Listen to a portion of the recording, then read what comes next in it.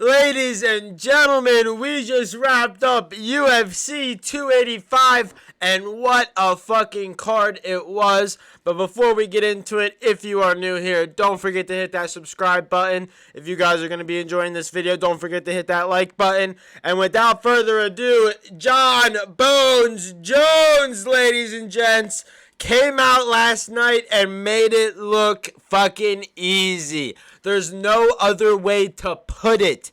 First round, comes out and just submits Ciryl Gane within the first 2 minutes. Like, come on. You couldn't ask for a better fight than that for your main card and for the UFC heavyweight belt. Now, not only was it a great card in general, but I just think leading up to this, there was a lot of questions for Jon Jones. Was he going to look good in the ring after 3 years? How's he going to look at heavyweight? This, that, and the other thing. And he said, fuck all the noise. What an event it was. That's all I can say, guys. I was so starstruck and actually surprised that he came out and was as dominant as he was. He took 0 damage. He got hit in the balls within the first 10 seconds.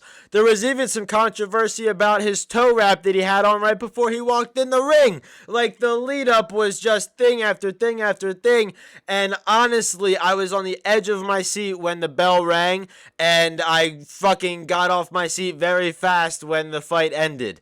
But really talking about the fight, there's not a whole bunch to talk about since, it ended in the first 2 minutes of the first round. But I do think that there is something to take away from this. Number one, obviously, no questions asked, Jon Jones is the greatest of all time. He has been the best at light heavyweight that we have seen, and he has now looked like a very good heavyweight compared to the rest that we have seen.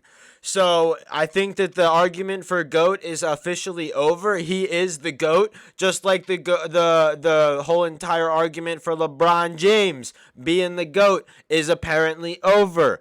Now, I do think that, Jon Jones is currently the Michael Jordan of our era. He is currently the LeBron James of our era, but he's been doing it for the entirety of the UFC almost. Unseen before. This guy's been competing since around 2008, 2009 in the UFC and doing nothing but defending championship belts and taking them from people that he doesn't fucking like. Now, not only that, but the fact that he comes back after 3 years of being off and makes it look easy. He said, I'm going to make this win look easy. And he fucking did. He talked the talk and he walked the walk. Now, actually talking about the fight.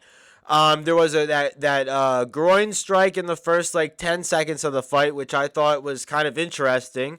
I thought that could have done one or two things. One, it could have gotten Jon Jones a little off and, maybe got him out of his game plan. Or two, pissed him the fuck off and really kind of, got him back into the fight kind of mentality of, all right, this is a fight. I'm not going to fucking give this guy an inch. Because if he gives an inch, I'm going to take a mile. And that is what he did. Francis Ngannou gave up that 1 inch, that one mistake, and ended up getting capitalized so much that he couldn't even respond. He couldn't get out of Jon Jones' guillotine. Just absolutely impressive from Jon Jones. Now, he was saying that his strength was, different than any other heavyweight. He thinks he has the best strength in the heavyweight division right now. And I think that might be one of the reasons why Francis Ngannou tapped so quickly to that guillotine. I think that guillotine was locked the fuck in, and Ciryl Gane I might have said Francis Ngannou. I meant Ciryl Gane, tapped so quick because of that strength, I believe.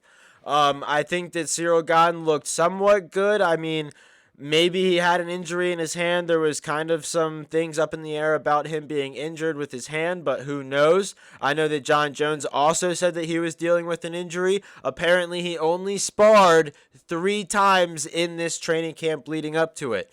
Now, obviously, that's coming from Jon Jones, which not everything he says is true, but, if that is true, I think that that's pretty impressive, and the fact that he hasn't been in the ring in 3 years and comes back and in the first 2 minutes defeats the #1 contender in the heavyweight division. Just think about that, guys. This guy, Ciryl Gane, has been working years to get to this spot. and not only getting a second chance to fight for the belt in a 2 to 3 year time period, I think is really fucking impressive from Ciryl Gane. And even more impressive that Jon Jones comes back after 3 years in a weight division he's not all too familiar with and comes out and makes it look easy. Easy, guys. That's the only way I can explain this. If you haven't watched the fight, go watch a clip. I'm sure you can find one. It is just astonishing the way that he comes out and makes it look easy. That is the only way I can describe this fight. It just looked easy for him. And to add on to that, I think that, one thing that kind of led to this is his discipline and consistency leading up to camp. I think that, he's talked about God and he's talked about being a Christian and doing good things before in the past, and he's gone and done the other thing. He said one thing and done the other, and it just never really matched up. Now we kind of see things are starting to match up for Jon Jones. He's starting to be consistent. He's starting to really dial in his training camps. And, in his personal life, it seems like he's keeping everything in check. So I think that goes to show when Jon Jones' personal life is all good and he's, somewhat happy, I think that when it comes to the octagon, he makes shit look fucking easy just because he's that many levels ahead of the rest of the people he's fighting against. And whether that's some God-given talent or just the work ethic that he has, or, he's just that guy, I think that it's very impressive that after 3 years of not competing at all, he comes back and gets the heavyweight belt with ease. With ease, ladies and gentlemen. This could have been, a tie to Avasa. This could have been, a different heavyweight that Ciryl Gane was facing. And Ciryl Gane could have gotten that belt very easily.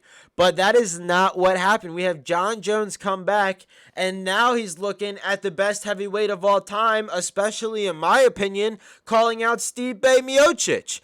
Now, obviously, that fight was supposed to happen this month. Apparently, that fight was supposed to be the one in place of this fight. But it didn't happen. It was Ciryl Gane. It was the number one contender, which was perfectly fine with me.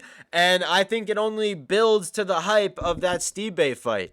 If Stipe did fight Ciryl Gane, I do think he wins. So I think that, having that fight is a complete waste of fucking time. So let's get the fucking ball rolling on Jon Jones versus Stipe Miocic, because Jon Jones, again, took 0 damage this fight. We might as well roll this shit for next fucking week if we didn't already have fights planned for it. Holy shit. It's going to be an exciting fucking next couple of months, ladies and gentlemen. We've got watch parties ready. We've got Jon Jones back in the UFC and looking amazing. Like I said it right before, if you guys go back to our live stream that we did on Saturday night, I said it right beforehand. I said Jon Jones is going to be the old Jon Jones. He's going to be the old dominant Jon Jones that we are used to seeing. And what fucking happened? We saw a dominant old Jon Jones. Not old in the sense of his age, but old as in the sense of what he used to be when he first started making his rise and stardom in the UFC. He was a killer. He was a savage. He was the most dominant force that we have seen. And what did we see last night? The most dominant force in the heavyweight division to date. Not Francis Ngannou, not Stipe Miocic, no, Jon motherfucking Bones Jones, ladies and gents.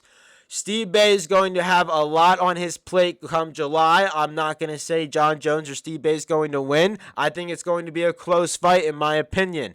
Who knows what happens leading up to that in the next couple months leading up to July. Obviously, anything can happen with Jon Jones. But guys, what a night it was last night. That's the only way I can explain it. We had the debut of Bo Nickel. We had Shevchenko with a big upset. Alexa Grasso's coming out with a big knockout. And I just think overall it was a great UFC card. And that, again, I cannot stress on it enough. These events, these type of events, are why we watch the UFC. I know, I'm pretty sure Jeff Neal, who weighed in 4 or 5 pounds overweight, which means you don't get a performance bonus no matter what. You don't get a percentage of your purse. And he ended up getting a performance bonus because Dana White just had that much respect for what he gave in his fight. It was a constant back and forth with Jeff Neal versus Shavkat Rakhmonov was absolutely a banger, and I think that is why he deserves that performance bonus. He left it all out on there on the line, even with an illness or injury. It was an absolutely fantastic fight night. Shout out to Jon Jones, your new heavyweight king. The heavyweight champ of the world is here, ladies and gentlemen, and I am excited. Have a great rest of your fucking day.